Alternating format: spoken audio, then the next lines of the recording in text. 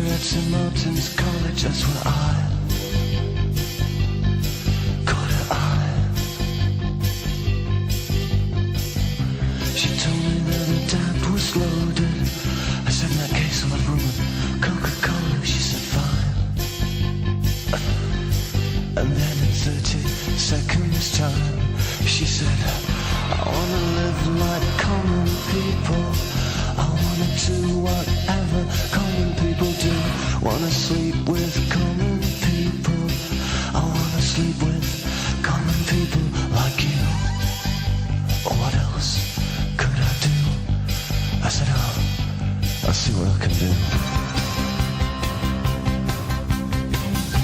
I took her to a supermarket. I don't know why, but I had to start it somewhere. So it started there. I said, pretend you got no money.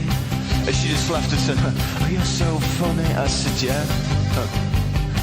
I can't see anyone else smiling. Are you sure? You wanna live like common people. You wanna see whatever common people see. Wanna sleep with common people. You wanna sleep with common people like me. But she didn't understand.